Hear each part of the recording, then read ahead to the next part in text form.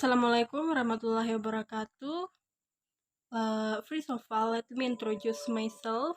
My name is Nening from class C dengan NIM H01213114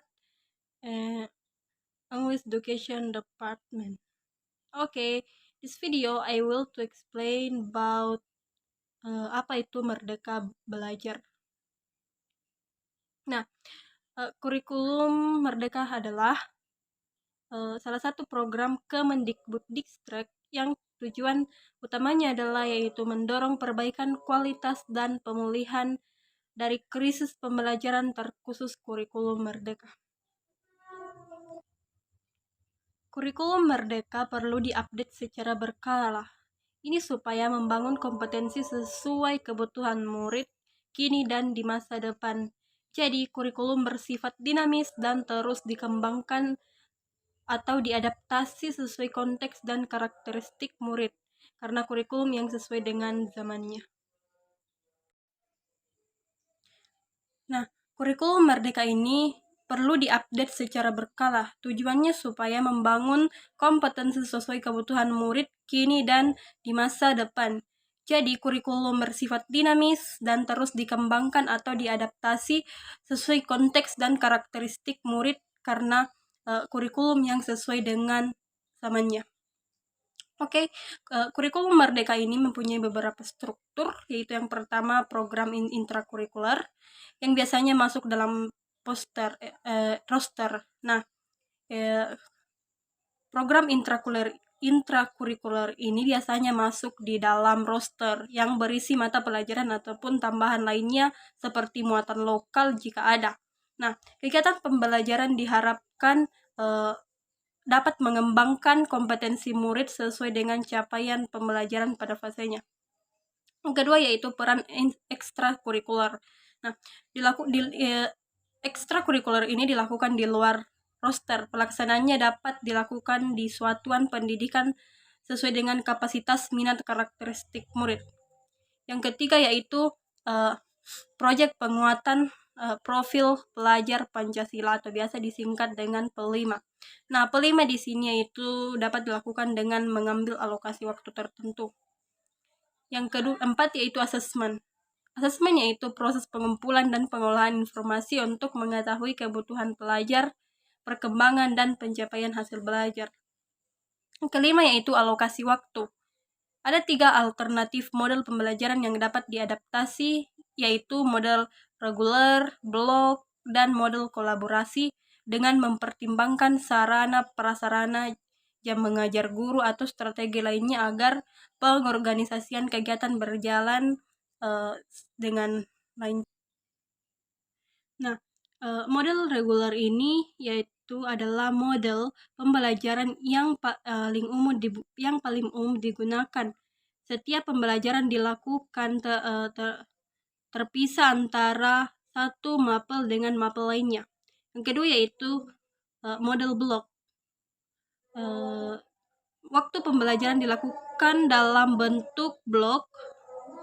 Waktu misalnya dalam satu semester mata pelajaran IPA diajarkan dalam 3 bulan pertama, kemudian 3 bulan selanjutnya digunakan untuk mata pelajaran IPS misalnya. Oke, yang ketiga itu model kolaborasi. Guru berkolaborasi sedemikian rupa untuk merencanakan, melaksanakan, dan melakukan asesmen untuk suatu pembelajaran yang terpadu. Misalnya kolaborasi antara bahasa Indonesia dan seni musik.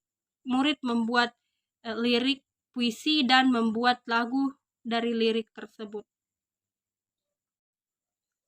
Oke, next yang terakhir yaitu perangkat ajar. Nah, selain keleluasan dalam menentukan alokasi waktu, kita juga mempunyai keleluasan untuk memilih dan memberikan perangkat ajar kepada murid selama masih ada dalam prinsip pembelajaran dengan paradigma baru.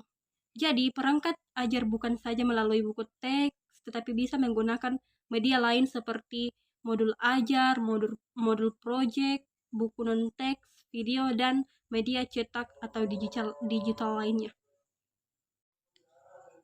Oke, seperti yang sudah saya jelaskan tadi pada intrakurikuler, yaitu pada pencapaian pembelajaran, hal yang terpenting dalam sebuah pelajaran adalah tujuannya. Tanpa tujuan kita pastilah hanya buang-buang waktu dan biaya saja. Jika sebuah tujuan jelas dan penting bagi hidup kita, pastilah kita akan mencari dan menggunakan berbagai cara untuk mencapainya. Seberapapun lamanya atau seberapapun menantangnya tujuan tersebut. Jadi tujuan pembelajaran capaian pembelajaran atau CP di sini merupakan tujuan akhir di setiap fase pembelajaran siswa.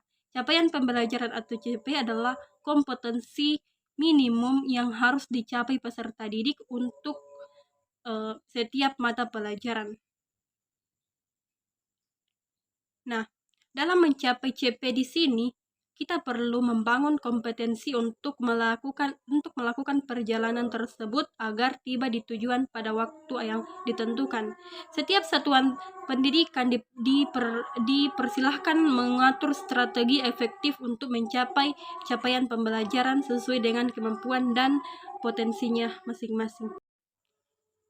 Oke, next yaitu modul ajar. Nah, apa sih yang dimaksud dengan modul ajar? Modul ajar merupakan salah satu perangkat ajar yang digunakan untuk merencanakan pembelajaran. Modul ajar sama seperti RPP, namun modul ajar memiliki komponen yang lebih lengkap. Modul ajar adalah sebuah dokumen yang berisi tujuan, langkah, dan media pembelajaran serta asesmen yang dibutuhkan dalam satu unit atau topik berdasarkan alur tujuan pembelajaran. Pendidik memiliki keluasan untuk membuat sendiri, memilih dan memodifikasi modul ajar yang tersedia sesuai dengan konteks, kebutuhan, dan karakteristik peserta didik. Nah, secara umum, modul ajar memiliki 3 komponen utama, yaitu yang pertama tujuan pembelajaran, yang kedua langkah-langkah pembelajaran dan kegiatan pembelajaran, yang terakhir yaitu asesmen pembelajaran.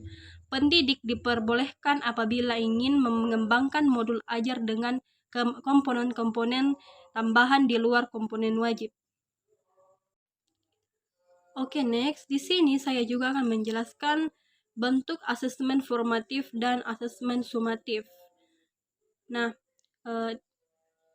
asesmen formatif dan asesmen sumatif memiliki ciri-ciri seperti diskusi kelas, drama, produk, presentasi, dan tes secara lisan. Oke, next. Di sini saya juga akan menjelaskan ulang mengenai profil pelajar Pancasila. Profil pelajar Pancasila merupakan pelajar sepanjang hayat yang kompeten dan memiliki karakter sesuai nilai-nilai Pancasila. Pernyataan ini memuat 3 kata kunci: pelajar sepanjang hayat, komponen, dan nilai-nilai Pancasila. Hal ini menunjukkan adanya paduan antara penguatan identitas khas bangsa Indonesia, yaitu Pancasila sebagai rujukan karakter pelajar Indonesia dengan kompetensi yang sesuai dengan kebutuhan pengembangan sumber daya manusia Indonesia dalam konteks perkembangan abad ke-21. Profil pelajar Pancasila merupakan bentuk penerjemahan tujuan pendidikan nasional. Profil pelajar Pancasila berperan sebagai referensi utama yang mengarahkan kebijakan pendidikan, termasuk menjadi acuan untuk para pendidik dalam membangun karakter serta kompetensi peserta didik.